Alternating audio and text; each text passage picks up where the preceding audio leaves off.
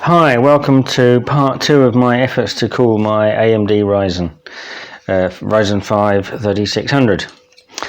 My new CPU cooler has just arrived. This was, I think it was $12.99 or something like that. I have to double check, but it was at the low end. But I was quite careful to pick one that has got 4 heat pipes. Now the first thing I've noticed is that compared to the Ryzen Prism cooler, which is similar, this is very smooth, and the copper heat pipes are very closely integrated into the block. So I don't think we're going to have problems with needing a lot of thermal paste here. If we have a look at the fan, the first thing that strikes me is it's got these knobbles on the underside. I don't know if you can see those. Why it's got those, I don't know. Maybe they're for visual effect, but they're not likely to enhance the effectiveness of the airflow. If they were dimples that went into the blade, that would be different, because then it would be more like the surface of a golf ball, and there's scientific reasons why that will could improve the efficiency. I noticed though that at least the blades do go much closer to the edge of the shroud, and only about 1 millimeter clearance, which is good. However, then if you look more closely at the blades, they actually undercut the blades underneath. So they start off close to the shroud, and then they're cut away, which is reducing the effectiveness. I don't know why they've done that. Of course, what you might also notice here is that they've got pretty lights, which is of course so important in a computer. Anyway, further on to the heatsink itself. What I'm going to say, there's another thing actually. The shroud of the fan is very well located against the heatsink. There's no way for the air to escape without at least passing through the blade, the veins of the heatsink. So that's good. On the downside, this arrangement here, where they've got these 4 heat pipes, well, they're basically 4 U-shaped heat pipes, and they've got each of these pipes here quite close to each other. That's not particularly effective. It would have been much better if this had been designed so the heat pipes were much more spread out, because these are steel veins and steel fins, and they don't conduct heat as well as aluminium, and having the heat pipes spread out more evenly among the fins would actually improve the heat distribution. You'd get more heat sucked out of it, basically. So that's it. It's cheaply made, but some thought has gone into it at the very least. So it only now remains to be seen what effect it will have. The other thing is that I noticed the way it's got the clips arranged, which means it will go, when mounted, it will go like this. So if you've got the airflow coming from this way, sorry, the airflow coming from the front of the case to the back, it will be going at least in the same direction as it needs to go through this. So that's good. So I just need to do a before and after now to see how it works in practice. Right, I've decided I'm going to repeat the experiment I did with the other coolers, and I've got a cup of boiling water here, but I've got the height, so just to make sure only the surface of this gets hot or touches the water, and let's see how quickly the heat spreads.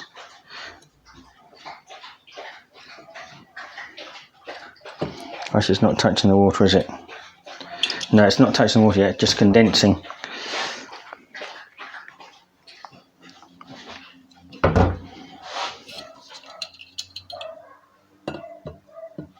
Okay, now it's touching the water.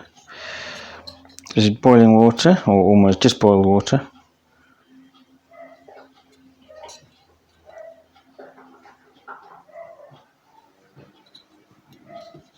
Okay, the heat's rising pretty quickly. The temperature's rising sharply, and not only that, but actually so are the fins. Although not so much in the middle, but yeah, there's quite a lot of heat in here already. So that's really drawing heat out of the water. Pretty sharpish. Well, that's a good sign. That's a good sign. and it's only just a little bit of only this is, yeah, these are really hot. Well, that's good. That's a good sign that it's really drawn the heat away rapidly. Let's see what happens when I put it in. And I'm going to do one more test, one more before and after test, just to check in ambient conditions how it performs compared to the mashup cooler I've got at the moment. Well, there are the two side by side, and it's really quite surprising that prism is just not really adequate, even with that giant fan on it, which is definitely produces a lot more airflow than the standard Wraith Stealth fan, which I think is actually the same fan. So, you know, it'll be interesting to see how this one compares. Let's give it a go.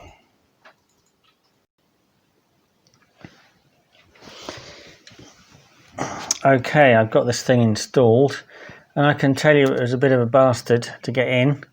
The metal clip that's in there, I was fearful I was actually going to bend the motherboard too much. So what I did in the end, I took the metal clip off. You can see a better view of it around the back there.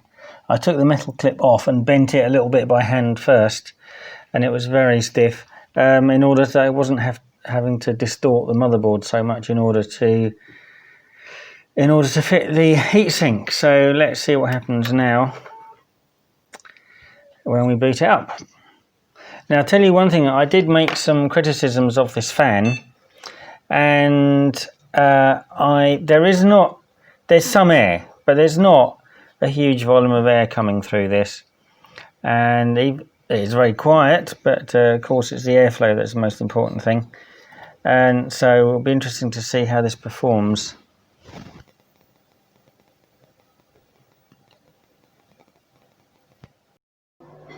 Well, for a couple of reasons, I didn't get any footage of the results from testing this cooler, but what I can tell you is that it was basically just as bad as the Wraith the Wraith Stealth.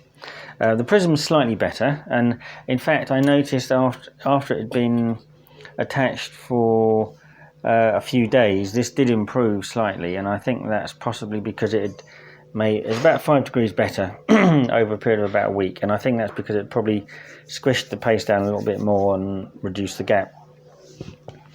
But it still wasn't that impressive, and there are probably a couple of reasons for that. One is, I mean, it maybe seems surprising seeing as it's got 4 complete U-shaped copper heat pipes here, and a very smooth block. It doesn't quite cover the whole width of the CPU, almost. But I think the main reason is because this fan simply isn't that good. It's very pretty, but it doesn't. If you spin it by hand, it doesn't produce a lot of airflow. And I think that's partly because of the undercut blades, as I said before. So that was disappointing. So I went back to my Prism lash up with my X-Power supply fan. But of course, by the time I refitted that, I then used up the last of this, my Acacia AK450, which I've had for about 10 years. Now, while I was then researching what paste to get next, I came across things which said, oh, shouldn't use thermal paste, you know, once it's been open more than a couple of years old. Which I thought that didn't really seem right to me, because it's good quality, it still had the right consistency, and the underlying quality of silicone is not going to change much, and the underlying quality of silver is not going to change much either. This has got a lot of silver in it. And this has got supposedly greater than 9 watts per meter per degree conductivity, and Thermal Grizzly has got 12 apparently. So anyway, I thought this should be okay, but I had a look around to see what else I could get, and so Thermal Grizzly's Cryonaut appeared to be the thing. Now it seemed to be beating everything else, so I ordered some off eBay, and that duly arrived, and I tried it, And to my astonishment, it was actually worse than this, which I thought was really quite surprising, especially seeing as it was brand new. Also, I found it a bit too thick. It didn't spread very nicely. And at one point when I tried it and then took it off to have a look, I noticed it started to go a bit brown around the edges, which I thought seemed a bit strange. But, you know, I put it back. So I carried on learning about thermal paste, and then I watched Gamers Nexus. And in this interview, I've forgotten his name actually, the guy, but he was interviewing one of the guys who now owns a bit of Thermal Grizzly, and this is what he said. For example, Cryonaut, it's a very wet thermal compound. It's very very flexible. Thermal paste typically doesn't go bad. It's not like that. There are some compounds that are using very cheap oils as a base material, and they can kind of dry out. Okay. But besides that, it's... So when he said that, I immediately began to get suspicious that the Thermal Grizzly that the Cryonaut I'd got might not be genuine, because the consistency didn't seem to be right, and it started to appear to dry around the edges, and I thought that doesn't seem right. So him saying that they use oil, you know, that basically shouldn't dry out, I thought, okay, there's something fishy here. So I started to have a look, and guess what? It turns out that people were complaining about 1 gram amounts of Cryonaut being sold on Amazon was fake. Well, guess what? It was 1 gram that I bought. And when I checked the Thermal Grizzly website, they don't sell it in 1 gram amounts. They sell it by the milliliter anyway. So they sell 1.5 milliliters, which is 5.55 grams, and 3 milliliters, which is 11.1 grams. No mention of any 1 gram amounts even being available. So, you know, they're not even selling it by grams, they're selling it by milliliters. So that's clearly fake. So that would explain why the performance was so bad. But I still needed something to keep going, so here's what I tried next. Right. Okay, once I realised that this Thermal Grizzly Cryonaut was fake, I took my Lash Up Prism heatsink and fan off, and I've already kind of been messing around with this a bit.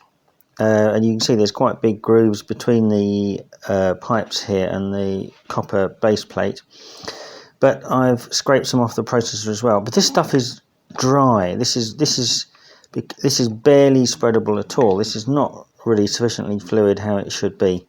So this is clearly not right. But what I'm going to do, because I still need to use... I've ordered some proper Thermal Grizzly. Like 1.5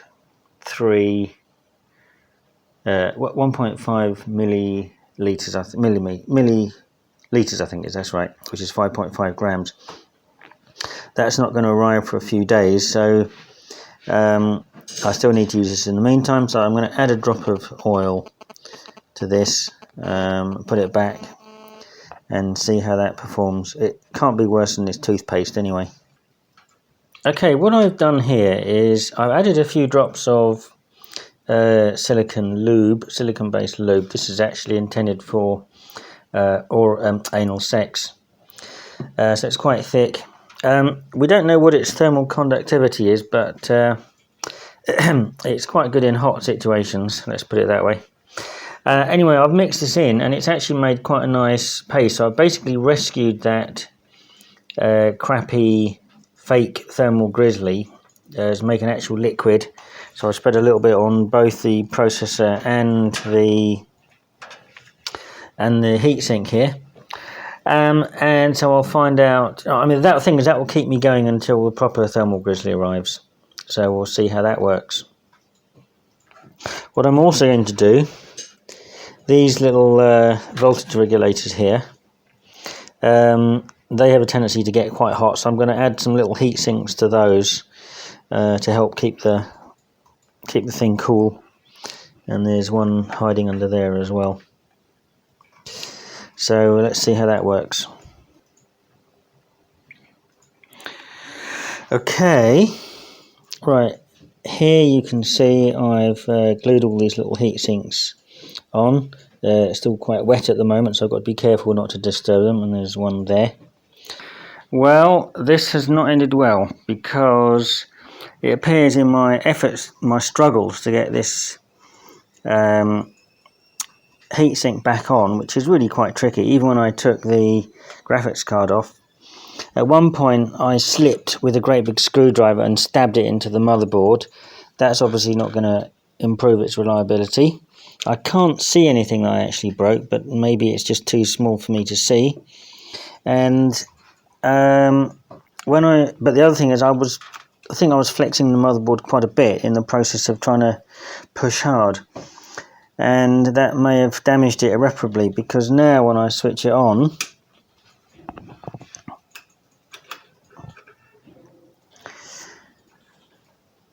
that's working, so there's power, but I don't even get any beeps anymore, which is very disappointing.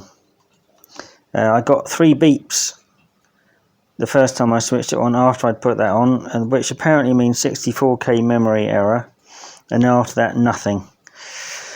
So it looks as though it's well and truly fucked, and not in a good way. So I'm going to have to get another motherboard, I think. Oh well.